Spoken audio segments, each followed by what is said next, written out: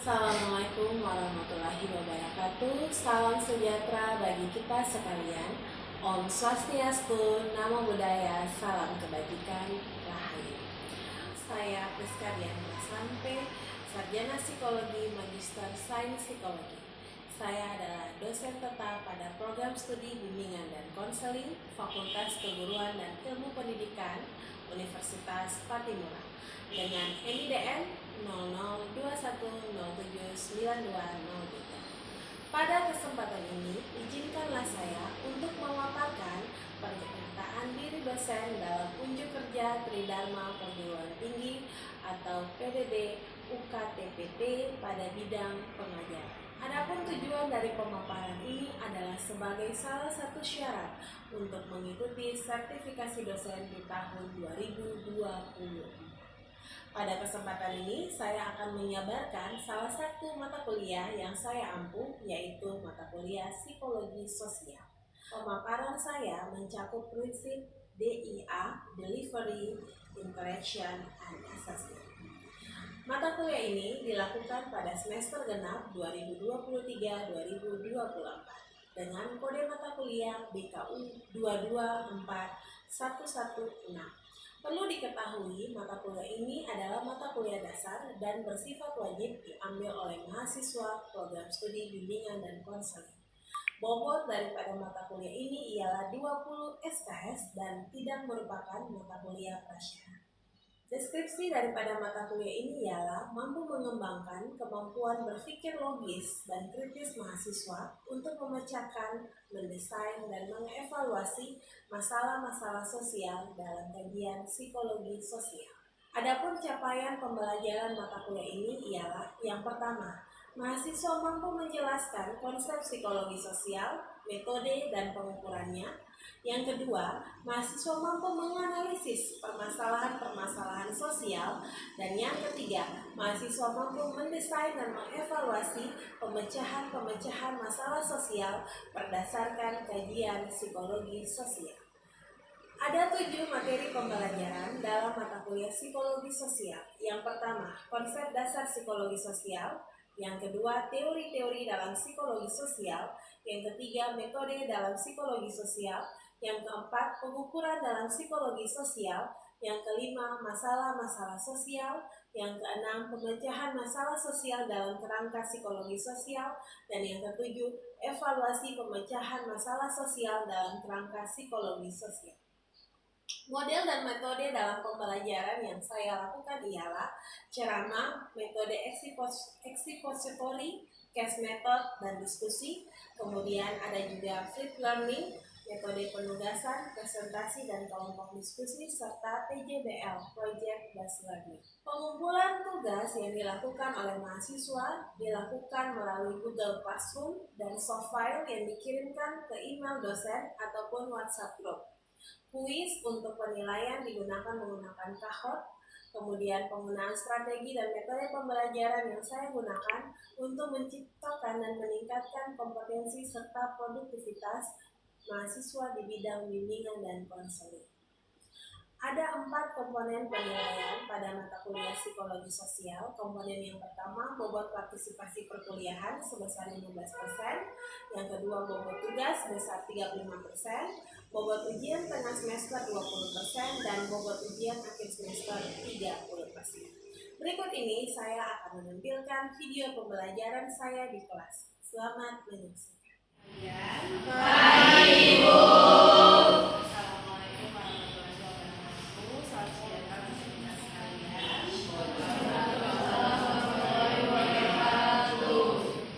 Sebelum kita memulai seluruh proses perkuliahan kita di saat ini, mari kita berdoa menurut agama dan keyakinan masing-masing agar proses perkuliahan bisa berjalan dengan baik. Berdoa.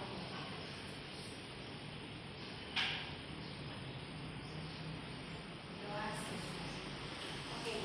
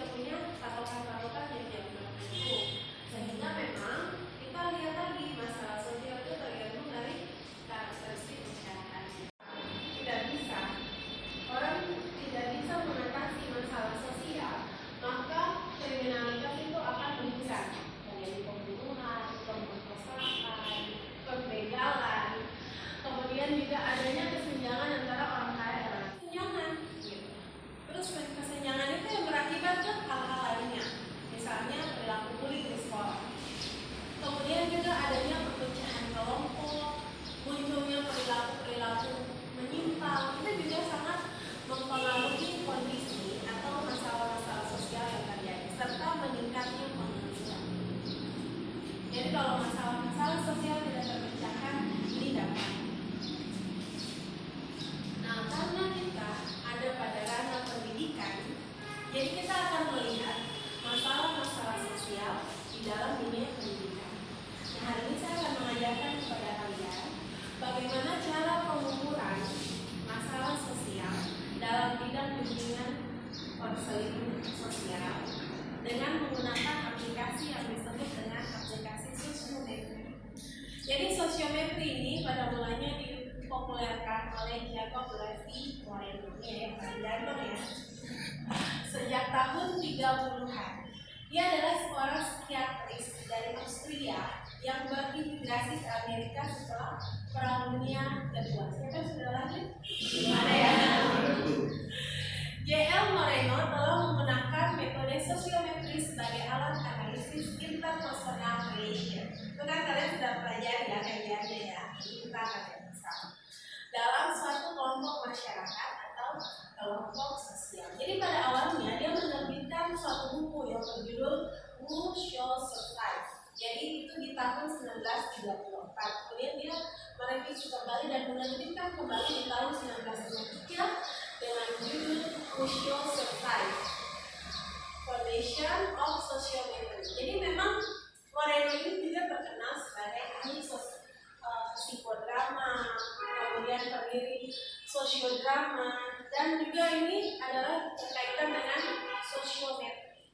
Jadi dia pernah menerbitkan sebuah jurnal ilmiah untuk riset-riset psikologi sosial yang dinamakan sosiometri. Jadi hari ini kita akan belajar bagaimana cara menggunakannya agar supaya kalian bisa mengungkap masalah-masalah sosial yang muncul di dalam dunia pendidikan. Nah, sosiometri sendiri adalah sebuah cara mengukur derajat hubungan antara orang atau manusia yang digunakan untuk penilaian perilaku pada kelompok tertentu. Jadi sosiometri ini adalah dia mengukur kualitas hubungan antara individu yang satu dengan individu yang lain ataupun individu di dalam kelompok. Ada yang sudah pernah lihat aplikasi sosiometri? Nah, pekerjaan sosiometri, jadi sosiometri itu dia punya fungsi untuk merancang, menyusun instrumen, melakukan pengukuran dan analisis. Nah, data yang dikumpulkan itu, jadi nanti kan kalian kalian akan meminta peserta didik untuk mengisi angket. Kemudian nanti akan muncul hasil olahannya. Data itulah yang akan kalian analisis.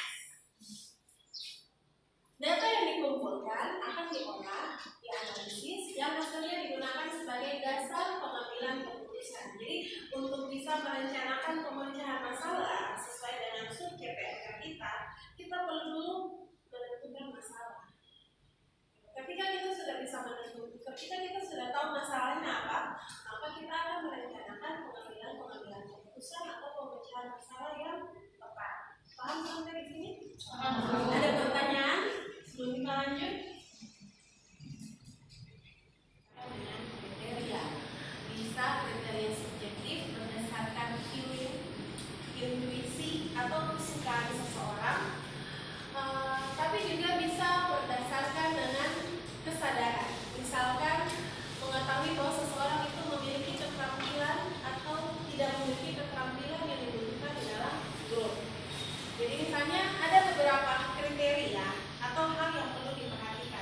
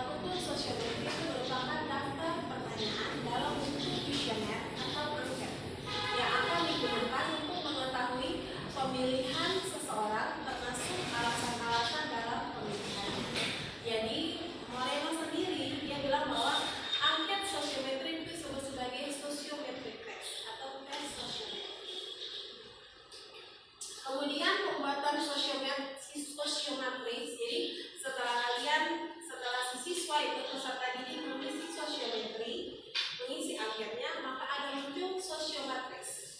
Data sosiometri yang dikumpulkan menggunakan instrumen kuesioner atau angket itu akan ditampilkan dalam bentuk tabel atau matriks dari pilihan setiap orang. Nah, itu yang disebut dengan sosiomatriks. Kemudian setelah sosiomatriks ada analisis indeks. Jadi menurut Moreno bilang ini ada 3 metode analisis data dengan sosiomatriks. Pertama, analisis indeks. Analisis indeks ini digunakan untuk mengukur distribusi atau penyebaran atau kecenderungan masalah yang mungkin muncul dalam satu kelompok. Jadi biasanya kalau kita mau input data sosiometri itu dia satu kelas. Jadi kita bisa lihat pola hubungan mereka juga antara siswa yang sosiometri memiliki range tertentu untuk menentukan posisi individu dalam kelompok dan untuk menggambarkan karakteristik kelompok itu sendiri. Nah, aplikasi sosiometri ini memanfaatkan metode. Bagaimana pelaksanaan sosiometri? Pertama, tahap persiapan. Jadi kita menentukan kelompok siswa yang akan kita selidiki. Kemudian tahap yang kedua, memberikan informasi atau keterangan tentang tujuan. Jadi kita kasih tahu tujuan kita melakukan kegiatan ini apa. Tujuan kita kira-kira masalah sosial apa yang muncul. Kemudian mempersiapkan angket sosiometri. Itu tahap persiapan. Kemudian selanjutnya kita masuk kepada tahap pelaksanaan. Dalam tahap pelaksanaan, yang pertama kita lakukan adalah membagikan angket sosiometri kepada siswa. Kemudian mengumpulkan angket yang sudah diisi dan memeriksa apa angket sudah diisi dengan benar dan lengkap. Jadi ingat ya, tidak boleh ada satupun angket yang terlewat, karena nanti dia saling berkaitan. Tahap selanjutnya adalah tahap pengolahan. Tahap pengolahan ini berkaitan dengan memeriksa kembali hasil isian angket, kemudian mengolah data sosiometri dengan cara analisis indeks, kemudian menyusun tabel tabulasi dan membuat sosiograf. Oke, sebelum kita lanjut, saya akan menunjukkan kepada kalian aplikasi dari sosiometri.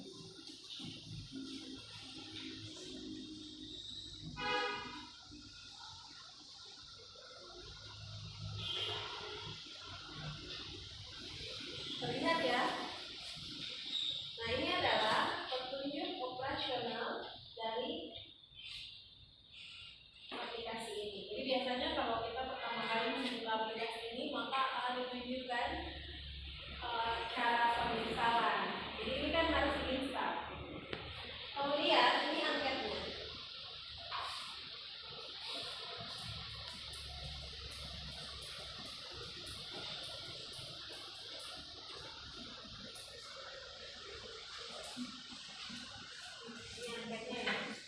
Angket daripada sosiometri. Jadi nanti tinggal diisi alasannya apa. Kemudian kita lihat tabulasi. Jadi akan muncul seperti ini ya. Setelah angket terisi, maka akan muncul dalam bentuk tabulasi. Kemudian ada indeks pemilihan, ini masih kosong ya. Kemudian ada juga ini grafik skor penolakan.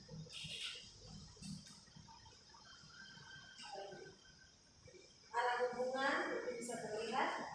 Ini kartu sosiometrinya dan nanti hasil akhirnya seperti ini. Nah, ini saya tunjukkan yang sudah jadi. Ini yang sudah jadi. Kita lihat. Ini ada lembar instrumen daripada sosiometri. Jadi di sini dimasukkanlah nama daripada siswa itu, nama, jenis kelamin, kemudian nanti usia, kira-kira nomor kode, nama lengkap, kelas, jurusannya apa. Kemudian laki-laki perempuan, tanggal kebebasan dan eksistensi berikutnya. Kemudian, ini teman yang saya percaya, ini tidak menentukan pilihan. Setelah itu dia kasih alasannya. Harus ada alasannya. Kemudian teman yang saya senangi untuk duduk sebangku dengan saya, nanti dijawab, kemudian diberikan alasan. Selanjutnya, teman yang memiliki hubungan khusus dengan saya, misalnya teman dekat atau teman akrab. Teman yang saya pilih dalam melakukan kegiatan untuk mengisi waktu luang, misalnya jalan-jalan atau rekreasi. Jadi sosiometri ini lebih melihat hubungan dalam satu kelompok, karena ini kan berkaitan dengan dunia pendidikan. Nah, sampai kepada dia teman yang saya pilih dalam mengembangkan teman. Sudah muncul ya nama sekolah, nama konselornya, nama konselor atau guru BK-nya. Selanjutnya kita lihat ya. Nah, ini social media report untuk covernya. Maksudnya tidak sesuai dengan niat dan tindakan. Ada yang punya pengalaman? Ada yang mau bercerita, yang mau sharing? Kalau dari paling tugas tiba-tiba saat itu juga berarti kita keluarnya sudah sesuai yang kita rencanakan. Apa? Jurusannya apa? Kemudian juga jenis kelamin dan tanggal administrasi. Tanggal administrasi itu tanggal teks kan. Kemudian di sini sedikit diberikan pengantar bahwa sosiometri berguna untuk mengukur tingkat hubungan sosial antara individu di dalam suatu kelompok yang mengacu pada pertanyaan-pertanyaan pilihan.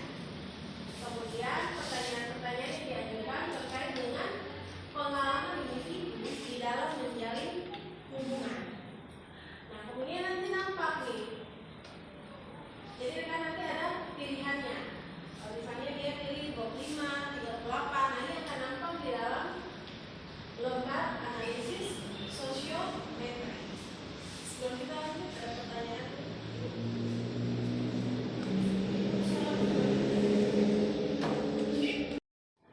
Misalkan kita gunakan terus-menerus, tapi ada tidak suatu saat nanti kita mendapatkan kelemahan yang itu atau masalah nanti dari pengukuran tersebut atau menjadi kendala kita begitu? Jadi bisa saja, misalnya kan kalau bisa dari faktor personal, misalnya saat kamu mengisi, misalnya saat Alexa mengisi, kemudian Alexa saat itu sakit, ya itu juga bisa berpengaruh terhadap jawaban yang disediakan, gitu. Jadi sebenarnya bukan kesalahan dari aplikasinya, mungkin bisa error ya, karena ini dalam bentuk software. Jadi kemudian kandungan alat. Jadi alasan nanti kan di dalam angket itu si siswa, si peserta didik itu akan menyatakan alasan. Nah, dia akan muncul di dalam rangkuman ini alasan-alasannya apa. Kemudian, nah ini grafiknya nih. Jadi P itu pribadi, S itu sosial, P itu belajar, dan K itu karir. Tapi karena kita ingin mengkaji dalam kerangka berpikir dalam kajian psikologi sosial, jadi kita fokusnya ini ke bidang konseling karir, dengan konseling belajar, baru kalian mempelajari itu. Tapi kita fokus dulu ke sosial, karena kita akan kaji dalam kajian-kajian sosial. Kemudian nanti akan nampak juga berapa banyak atau frekuensi pilihan. Jadi nanti saya akan memberikan kepada kalian software, kemudian kalian input data siswa, kemudian nanti mereka akan mengisi angka dan akan muncul seperti ini. Bisa dipahami seluruh. Nah ini ya, R itu menunjukkan jumlah siswa, kemudian P itu jumlah pilihan yang diterima, TDSI, kemudian LK itu laki-laki, K itu pertanyaan atau pernyataan, dan sigma itu adalah jumlah.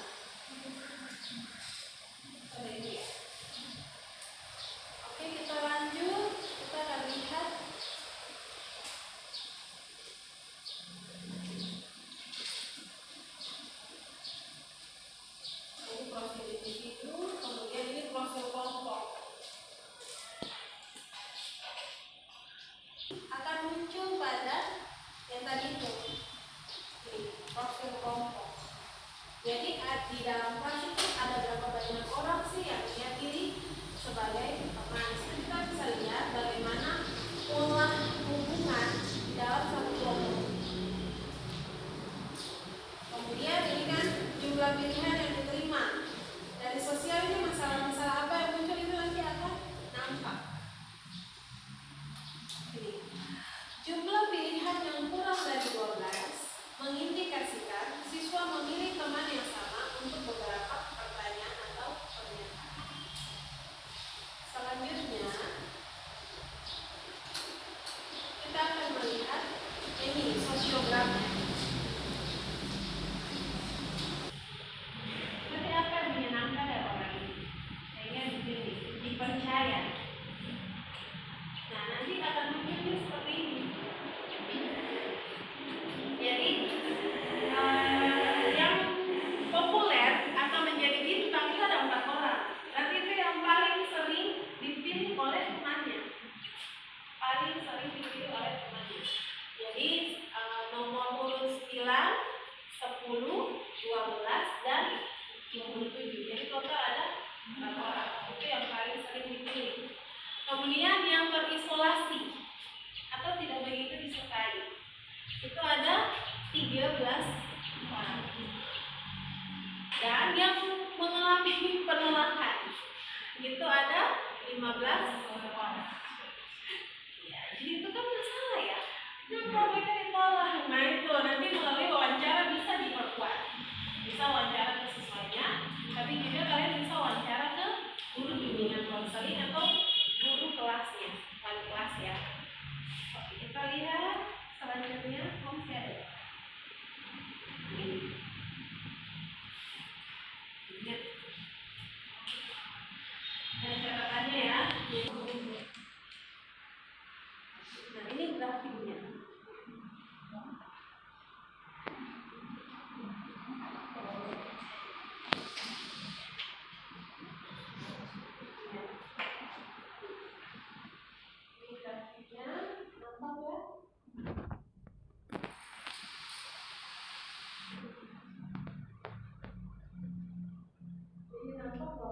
Pada siswa nomor urut 1 itu dia mengalami masalah pribadi. Kemudian juga sampai selanjutnya ini adalah tabulasinya.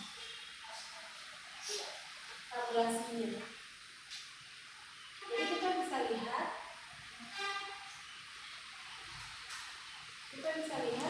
pilihan-pilihan yang muncul. Di sini dibilang bahwa fenomena dari kelompok ini itu adalah mutual. Mereka saling membutuhkan satu dengan yang lain.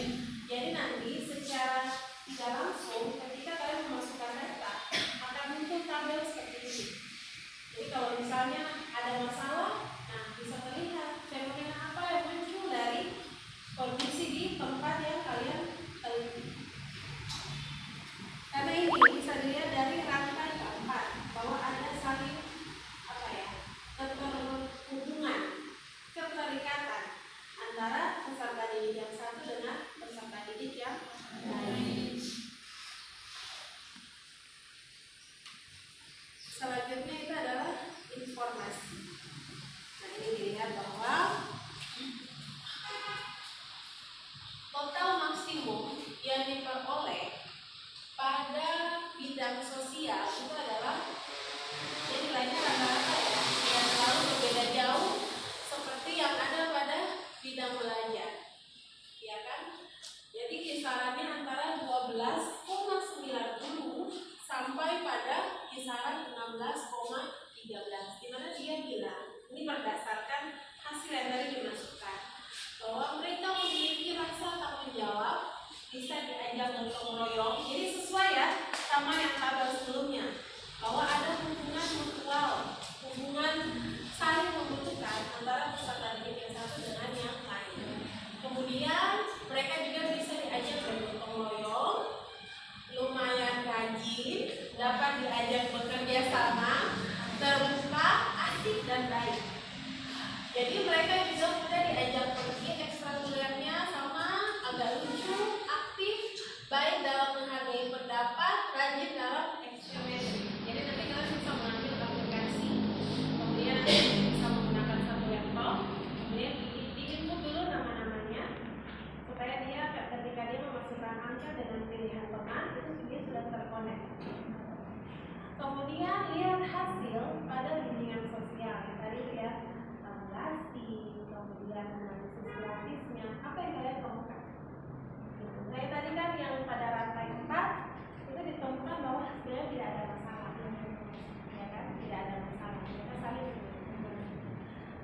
Kemudian, tugas kalian adalah membuat desain pemecahan masalah.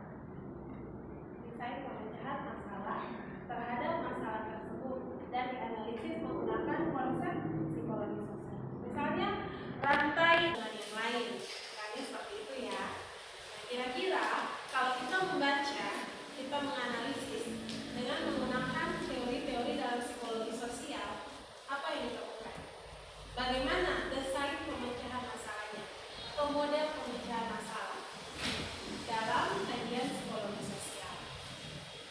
Nah, di pertemuan selanjutnya kita akan mempresentasikan di dalam kelompok kecil. Jadi nanti bisa saling berargumen terhadap apa yang disampaikan oleh temannya yang ada di kelas. Bisa ya? Ada pertanyaan dulu untuk tugas ini? Aplikasinya Bu? Ya, jadi nanti di minggu depan itu tugas kalian hanya sampai pada desain pemecahan masalah. Jadi kan kita ada dalam kelas diskusi. Setelah itu kalian bisa menambahkan kembali apa yang sudah kalian diskusikan, lalu dievaluasi follow up-nya apa dari desain tersebut. Bisa ya? Jangan lupa kajiannya tetap berdasarkan pada apa yang menjadi kajian dalam psikologi sosial. Ada lagi pertanyaan selain Kel? Satu lagi pertanyaan, Darul ingin bertanya? Iya. Tidak ada? Ada lagi yang lain? Doa, maka kita akan tutup dengan doa. Mari kita berdoa menuntut agama dan keadilan. Berdoa.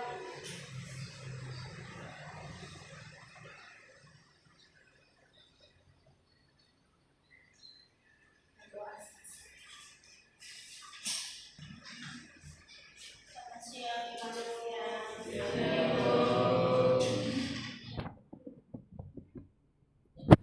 Jadi seperti itulah penjelasan dari salah satu mata kuliah yang saya ampu, yaitu psikologi sosial. Semoga dapat bermanfaat bagi kita semua. Akhir kata, wassalamualaikum warahmatullahi wabarakatuh. Om Santi Santi Om Rahayu.